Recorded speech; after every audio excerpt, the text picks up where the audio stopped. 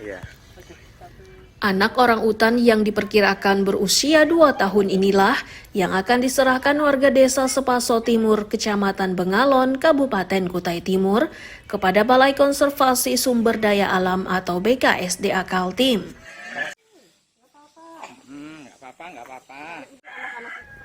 Sumiati menceritakan, anak orang utan ini ditemukan suaminya di jalan saat pulang kerja sebulan yang lalu.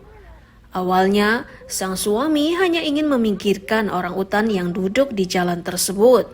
Namun karena terus memeluk, sang suami akhirnya membawanya pulang ke rumah dan merawat dengan baik.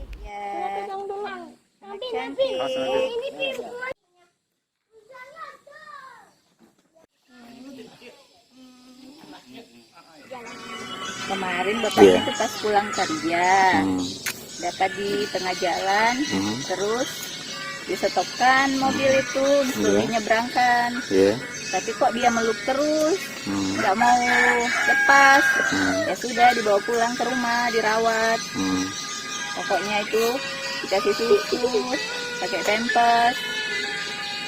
Awalnya dipakaikan baju sama anak-anak. Sempat ya. Karena kasihan lihat dia masih kecil, nggak bisa ngapa-ngapain. Lihat ke sini. 1, 2, 3. Mantap.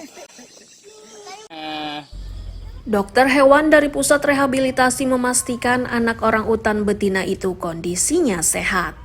Untuk memastikannya, mereka masih membutuhkan sejumlah pemeriksaan lanjutan. Iya.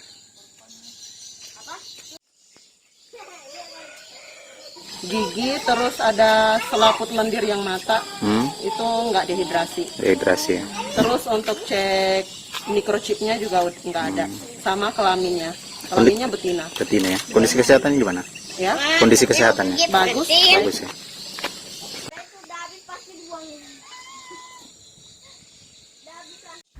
Sumiati dan keluarga berharap anak orang utan yang kini diserahkan ke BKSDA itu bisa ditangani dengan benar hingga bisa dilepas ke habitatnya semula.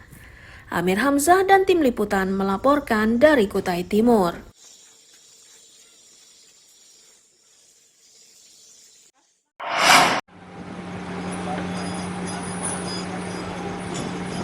Pelajar dari berbagai sekolah menengah umum di Balikpapan antusias saat diajak menaiki kapal perang Angkatan Laut KRI Badik 623 yang bersandar di Pelabuhan Semayang, Balikpapan Minggu siang. Komandan Lanal Balikpapan, Kolonel Laut P. Hendriman Putra menyatakan, open ship atau buka kapal merupakan kegiatan rutin saat bersandar di satu wilayah. Tujuannya adalah agar masyarakat bisa melihat berbagai fasilitas, termasuk senjata yang ada di kapal perang.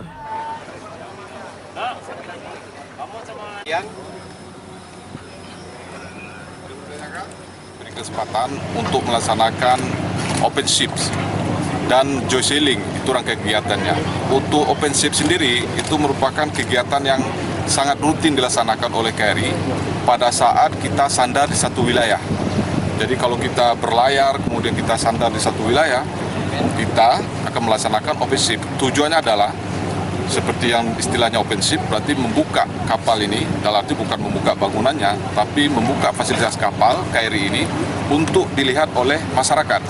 Karena pada prinsipnya, KRI itu adalah milik rakyat, karena dibangun dari pajaknya rakyat. Jadi rakyat boleh melihat apa yang ada di dalam, fasilitas apa yang dipunyai, dan bagaimana KRI itu dioperasikan.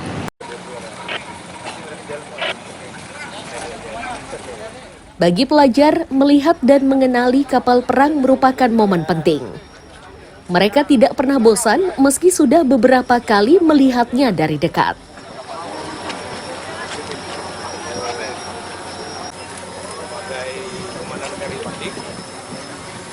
Menjelaskan sedikit tentang SMK Negeri 5 Balikpapan, ambil jurusan apa? ambil jurusan nautika kapal niaga.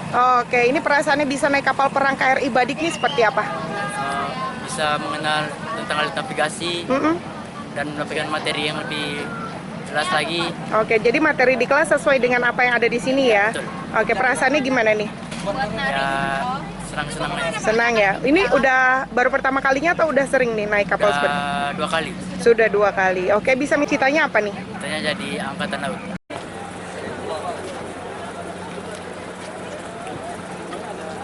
Beberapa pelajar dipilih dan diajak untuk mengelilingi Teluk Balikpapan dengan menumpang kapal cepat Patkam Laposa milik Lanal Balikpapan.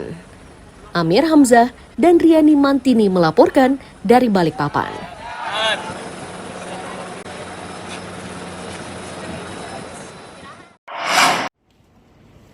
Sepanjang dia memiliki KTP elektronik. Ratusan pelajar dan santri dari berbagai pondok pesantren di Tarakan diberi pengetahuan tentang pemilu oleh KPU RI. KPU juga menggandeng Dekan Fakultas Hukum dan Komika Lokal. Oke, ada mekanisme. Kalau nggak boleh ikut, kami ikutan. Analis politik Exposit Strategik Arif Susanto menyatakan, pemilih pemula di Indonesia jumlahnya lebih setengah dari pemilih tetap. Mereka harus mendapat perhatian agar memahami manfaat memberikan hak suaranya. Peran penting lain yang dibutuhkan adalah fungsi pengawasan. Itu bisa dilakukan sejak dari penetapan calon hingga setelah terpilih menjadi wakil rakyat. Pemula agar tidak dilema untuk memilih pemimpin untuk memimpin negara ini. Sedangkan beberapa calon pemimpin ini memiliki latar belakang yang buruk. Ya oke. Pertama bahwa sebagai pemilih ya mereka tentu harus cerdas secara politik ya. Pertama mereka perlu mengenali siapa yang akan dipilih. Kedua kemudian melakukan kontrol tidak hanya kepada peserta tapi juga penyelenggara, itu menjadi faktor penting. Lalu yang ketiga adalah bahwa mereka harus menjadi tetap warga negara yang aktif bahkan setelah pemilu usai. Kebanyakan pemilih itu berhenti hanya pada masa pencoblosan pada 14 Februari mendatang, tapi mestinya dalam rentang 2 pemilu setidaknya antara 2024 hingga 2029 ya mereka harus tetap melakukan controlling terhadap apa yang sudah mereka pilih. Kalau tidak ya bukan tidak mungkin orang yang mulanya baik yang dipilih tapi kemudian berubah menjadi buruk hanya karena ya godaan kekuasaan yang begitu besar. Ini kategori pemilih kita ada pemilih elektronik terkait dengan memastikan. Dari upayanya tersebut, KPU berharap partisipasi pemilih pemula meningkat agar pemilu kali ini lebih berkualitas dibanding sebelumnya. Amir Hamzah dan tim liputan melaporkan dari Tarakan. Dengan Menteri kami saja di